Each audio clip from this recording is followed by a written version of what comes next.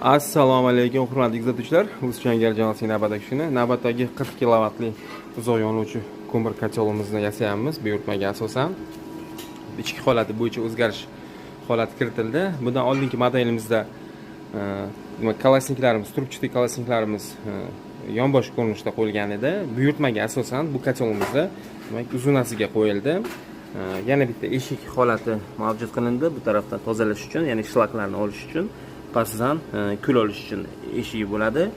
Xo'p, yana bitta o'zgarish, buyurtmaga asosan ichki qismini, faqat ichki qismini 4 mm qanlikdagi lislardan yasab beryapmiz.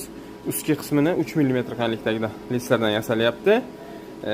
Demak, yana bitta muhim o'zgarish holati kiritildi. Buyurtmaga asosan zaklopkalarimizni ayni ko'rinishda plastinka holat bo'yicha qo'yib beryapmiz.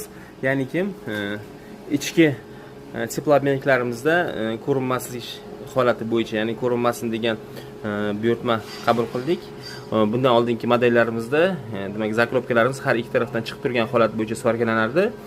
Bu kotelimizda tozalash holati osonroq bo'lishligini hisobga olgan holatda buyurtmachimiz demak zaklopkalar ko'rinmasin, tekis holat bo'yicha bo'lsin va o'rtasida mana bunday holat bo'yicha demak zaklopkalar plastinka ko'rinishi holati bo'yicha qo'yib berishimizni so'radilar. Mana buyurtmaga asosan qo'yib berilyapti.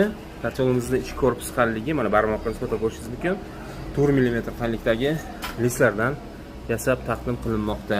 Quyidagi kotelimiz eslatiraman 40 kilovat quvvatga ega, ya'ni issiqxona uchun yasab taqdim qilinmoqda. Uzoq yonuvchi ko'mir kotel, ko'mir sig'imi 100 litrdan oshiqroq, 116 litr, 100 kg ko'mir qabul qilish sig'imiga ega holatda yasab taqdim qilinmoqda.